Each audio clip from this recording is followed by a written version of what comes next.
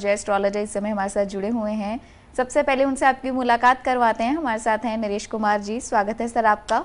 नमस्कार जी, चर्चा करेंगे आज मंगल ग्रह पर। बहुत सारे लोग नरेश सर, हमने देखा है कि बहुत सारे लोग जब मांगलिक होते हैं तो इस वहम में फंस जाते हैं कि क्या वो पूरे मांगलिक हैं या फिर मांगलिक हैं भी या नहीं, या मंगल दोष उनका किस तरह का है और क्या उपाय उन्हें करना चाहिए, क्या प्रिकॉशंस अपनी लाइफ में उन्हें फॉलो करनी चाहिए। देखिए नेहा, ये एक ऐसा विषय है जहाँ पर कन्फ्यूज़न ज़्यादा है। एस्ट्रोलॉजर्स में भी कन्फ्यूज़न है, लोगों में भी कन्फ्यूज़न है।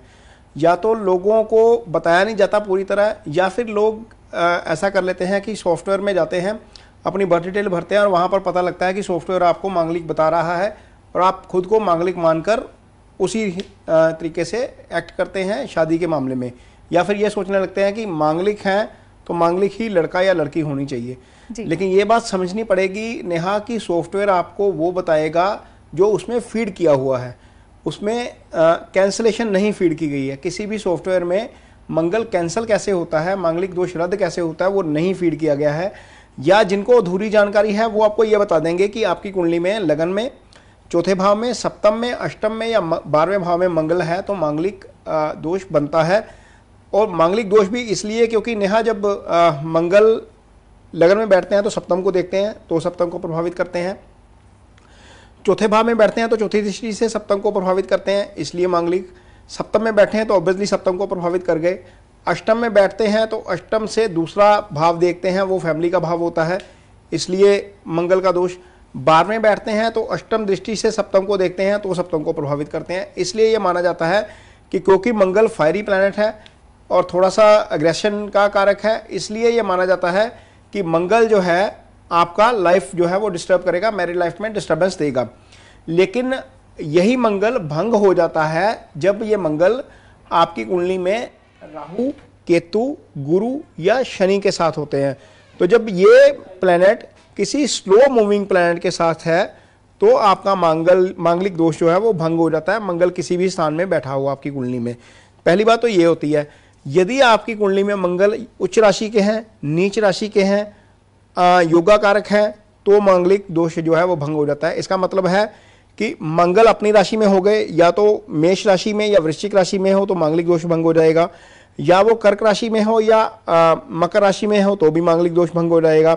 यदि आपकी कुंडली कर्क लगन की या आपकी कुंडली सिंह लगन की है तो भी मांगलिक दोष जो है वो भंग हो जाता है, क्योंकि इन दोनों लगनों में मंगल योगा कारक हो जाते हैं, एक केंद्र और एक त्रिकोण के मालिक हो जाते हैं, और योगा कारक ग्रह जो है वो आपको नुकसान नहीं पहुंचाता है। तो इन सिचुएशंस में मांगलिक दोष जो है वो भंग हो जाता है। नॉर्मली ये सिचुएशन देखी नहीं जाती है और आपको बता दिया जाता है कि मांगलिक दोष है। यदि आपकी कुंडली में केंद्र में स्ट्रॉन्ग गुरु है या स्ट्रॉन्ग शुक्र है, दोनों ही मैरिज के कारक ग्रह होते हैं। लड़की के केस में दोनों होते हैं, लड़के के केस में शुक्र मैरिज के कारक ग्रह होते हैं, तो भी मांगलिक दोष भंग हो जाता है। तो ये बहुत सारी कंडीशंस हैं जो मांगलिक दोष भंग करती हैं, लेकिन ये आपको बताया नहीं जाता, या फिर आप खुद अवेयर नहीं होते इस चीज़ से। उसी कारण जो है वो शादियां जो है वो डिले हो जाती हैं। मुझे लगता है कि किसी अच्छे एस्ट्रोलॉजर्स की सलाह जरूर लेनी चाहिए नेहा। जो भी जातक इस चीज़ को देख रहे हैं या सुन रहे हैं हमें, वो एक बार ज़रूर देखें कि क्या आपकी कुंडली में मांगलिक दोष भंग होता है या नहीं होता है। ये बात समझनी पड़ेगी कि जिसने आपसे मांगलिक दोष का बताकर, या आप समझ लीजिए कि आपको वहम डालकर आपसे पैसा कमाना है, वो आपकी कुंडली को किसी ना किसी तरीके से मांगलिक कर देगा।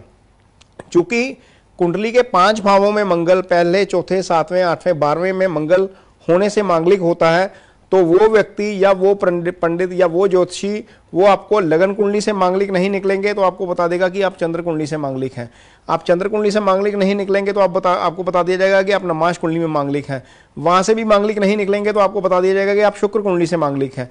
तो मंगल यदि 5 घरों में कुंडली के मांगलिक का प्रभाव देता है तो चंद्र कुंडली, नमाज कुंडली या शुक्र कुंडली, तीनों में से किसी ना किसी भाव में तो मंगल टकरा ही जाएगा, वो आपको मंगलिक बना ही देगा। लेकिन जो सही एस्ट्रोलॉजर होगा जो आपको अच्छे कुंडली में ही कैंसलेशन बता देगा। जब लगन कुंडली में ही कैंसलेशन हो जाती है तो मंगल का प्रभाव नहीं रहता है। ये बात हमें समझ के चलनी पड़ेगी।